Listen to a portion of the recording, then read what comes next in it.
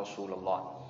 Bapak Ibu yang dirahmati Allah Subhanahu wa taala, lanjutan kajian kita kitab Jami'us Shaghir fi Ahaditsun Basyirun Nadhir lil Imam Jalaluddin Abdurrahman As-Suyuti rahimahullahu taala.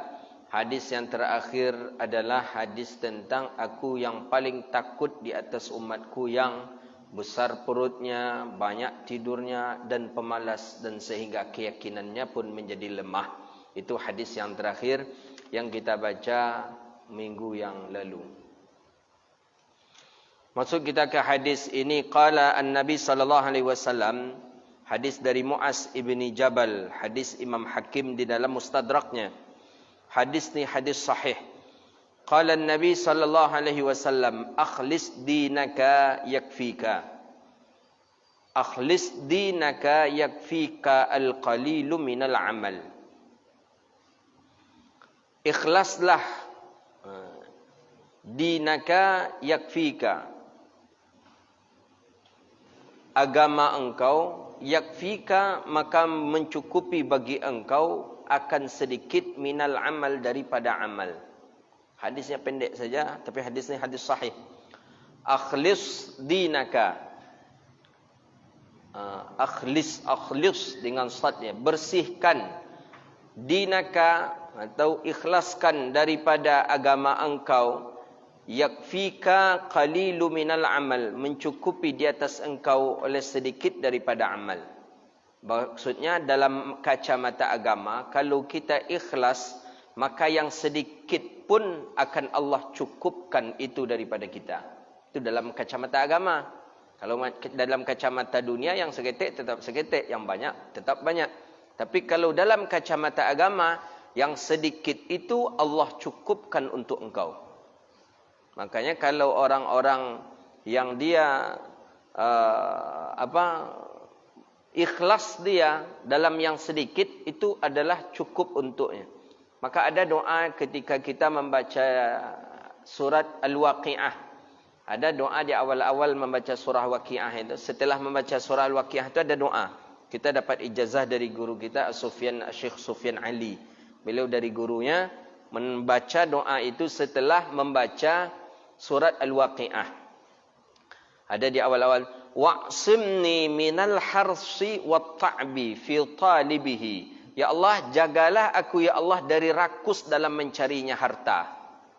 Jaga aku ya Allah. Jangan sampai aku termasuk orang yang rakus dalam mencari harta. Wasyaghlal qalbi wa hamma bih.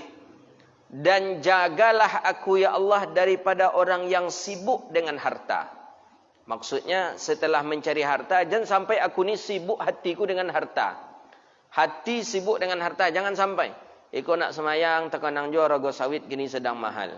Alahnya timbang dia orang tahulun. Antalah sudah panennya tahulun. Itu masuk ke dalam hati kita. Itu yang kita minta kepada Allah hindarkan. Yang ketiga, wasyuhha ba'da husulihi. Dan bakhil setelah mendapatkan harta. Ini doa yang dibaca oleh para guru-guru kita setelah membaca surah Al-Waqi'ah. Beri aku rezeki sebanyak-banyaknya ya Allah. Beri aku rezeki yang engkau berkahi ya Allah. Berilah aku rezeki yang tidak ada batasnya ya Allah. Tapi ada 3. Pertama, apa tadi? Jangan sampai aku termasuk orang yang rakus mencari harta. Kedua, jangan sibukkan hatiku untuk mencari harta.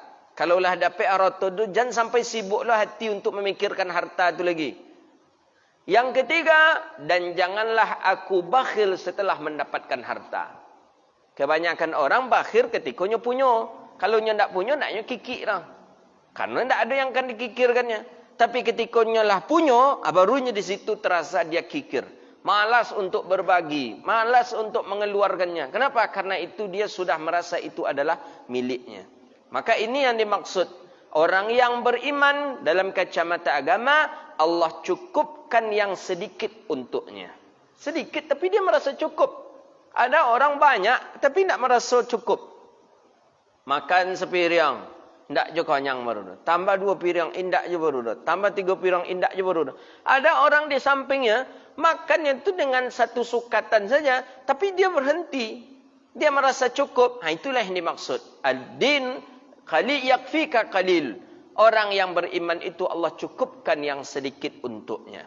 Mudah-mudahan kita termasuk orang-orang yang Allah ijabahkan doa ketika setelah membaca doa Al-Waqi'ah, surah Al-Waqi'ah tadi. Wa'simni minal harsi wa ta'bi fi talibihi wa minasyaghilil qalbi wa hamma bihi wa minasyuhi wal bukhli ba'da husudihi. Ya Allah, aku berlindung kepada Engkau ya Allah daripada orang yang rakus dalam mencari harta. Aku berlindung kepada Engkau ya Allah daripada yang kedua tadi, daripada sibuknya hati mencari harta, dan aku berlindung kepada Engkau ya Allah daripada kikir, bakhil setelah mendapatkan harta itu. Itu dia. Panjang doanya setelah membaca surah Al-Waqi'ah itu kita dapat ijazah. Ada setelah membaca Yasin ada doanya, setelah membaca surah Al-Kahfi ada doanya, setelah baca surah Al-Muluk ada doanya, setelah baca surah Al-Waqi'ah ada doanya. Doa itu bukan kita dapat di buku-buku doa, enggak, tapi dari mulut ulama-ulama yang sudah memujarrabatkan, yang sudah mencoba mengamalkan doa itu. Maka doa tadi pakai sanad. Kita dari guru kita, gurunya dari gurunya, gurunya dari gurunya, sampai kepada seorang syekh yang memujarrabatkan, membiasakan membaca itu, dan dia doanya itu dikabulkan oleh Allah Subhanahu wa taala. Maka ada doa itu doa yang ma'thur, ada yang ghairi ma'thur. Doa yang ma'thur itu doa yang ada dalam Al-Quran, doa yang ada dalam hadis Nabi itu ma'thur namanya. Rabbana zalamna, Rabbana taqabbal minna, Rabbana atina, Rabbana innana amanna. Itu kan ada dalam Al-Quran. Itu namanya doa ma'thur. Ada satu lagi doa ghairil ma'thur.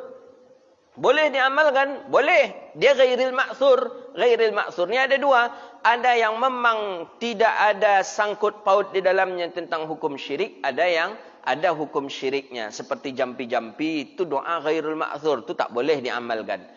Tapi ada doa yang ghairil ma'thur. Tidak ada dari Nabi. Tidak ada daripada Al-Quran. Tapi dibaca, diulang-ulang oleh sahabat Nabi. Ma'thurkah dia jadinya? Ya karena sahabat yang mengamalkan menjadi doa yang ma'thurnya. Mana contoh? Contoh. Ketika Nabi, siapa sahabat yang membaca? Biasanya orang setelah sami Allahu liman hamidah, Rabbana lakal hamdu. Rabbana lakal hamdu mil'us samawati wa mil'ul ardi wa mil'u ma syi'ta min syai'in ba'du. Ada seorang sahabat, siapa namanya sahabat ini? Ketika sami Allahu liman hamidah, bangkit daripada rukuk, dia membaca sami Allahu liman hamidah, Rabbana lakal hamdu hamdan katsiran tayyiban mubarakan fih. Terdengar oleh Nabi SAW. Siapa yang mengucapkan tadi, kata Rasulullah, setelah selesai salat? Siapa ketika i'tidal tadi membaca Rabbana lakal hamdu hamdan tayyiban katsiran mubarakan fi? Siapa kata Nabi? Sahabat takut tak ada yang jujur karena takut kena marah oleh Rasulullah. Siapa kata Nabi? Sahabat tidak juga ada yang mengaku. Siapa kata Nabi? Tak ada sahabat. Akhirnya Nabi katakan, aku melihat kata Rasulullah para malaikat berlomba-lomba ingin cepat mengadukan kepada Allah atas orang yang membaca doa itu. Itu dia. Itu hebatnya daripada doa. Berlomba-lomba. Malaikat ni aku dulu. Malaikat ni aku dulu. Kata malaikat ni aku dulu. Saking bagusnya doa itu. Diamalkan oleh Nabi? Tidak. Ada dalam Quran juga tidak. Jadi namanya berdoa. Itulah doa yang ghairil ma'thur. Tapi sahabat yang mengamalkan. Ulama mengatakan itu termasuk doa yang ma'thurat. Apa ada lagi doa yang ghairil ma'thur? Seperti biasanya orang-orang kita baca doa. Awal-awal nak masuk Ramadan. Mulai dari bulan Rajab, Sya'ban, dibaca doa itu.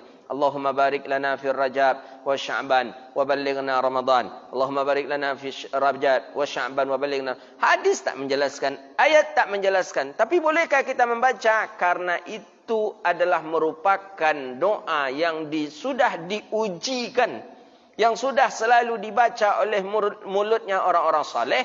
Maka kita tidak mengapa kita untuk mengamalkannya. Kenapa? Unsur syirik tidak ada di dalamnya. Unsur yang menyalahi aturan agama tidak ada di dalamnya. Maka boleh kita untuk mengamalkannya. Sama halnya dengan ada bapak tu punya anak 7 orang. 7 orang anak bapak ni saleh, salehah ke 7-7-nya. Jadi kita heran apa yang doa yang dibaca bapak ni. Kita tanya ke bapak ni, Pak, apa doa yang bapak baca? Soleh-solehah anak bapak ketujuh-tujuh ni. Tak ada yang melawan kepada bapak dan orang-orang sukses. Kata bapak ni, saya selalu ketika tahajud saya membaca doa ini. Kira-kira boleh tak kita meniru doa yang dibaca oleh bapak ni? Doa yang dibaca bapak tu tak ada dalam Quran, tak ada di hadis. Boleh nak kira-kira kita membacanya? Boleh. Kenapa? Karena sudah teruji dengan doa yang dibaca oleh bapak tu, anaknya ketujuh-tujuhnya menjadi orang yang soleh-solehah. Itu yang dimaksud dengan doa yang ghairi maksurat, tapi masyru', dibolehkan dalam pandangan Islam. Jadi, hadis berikutnya, qala Nabi sallallahu alaihi wasallam. Kata Nabi dalam hadis sahih Imam Darul Qutni, An-Dhahhak ibni Qaisin qala akhlisu a'malakum. Ikhlaslah kamu akan amalan kamu lillah, karena Allah. Fa inna Allah la yakbalu illa ma khalusa lahu. Sesungguhnya Allah tidak menerima, ya Allah, kecuali apa-apa yang engkau ikhlaskan terhadap amal. Jadi kita baru diterima oleh Allah amalan kita kalau amalan tu yang ikhlas. Ikhlas tu apa Ustaz? Ikhlas tu cik menyambui aja senangnya, mengamalkannya payah. Ikhlas itu ma fi qalbi ghairallah, tu dia. Apa? Ma fi qalbi ghairallah, itu yang ikhlas. Tidak ada di dalam hati selain daripada Allah. Itu ikhlasin.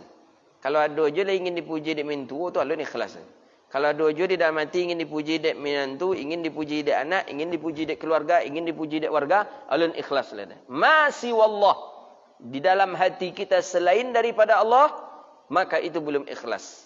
Tapi kalau Allah saja di dalam hatinya, itu dia ikhlas. Maka itu dia tandanya.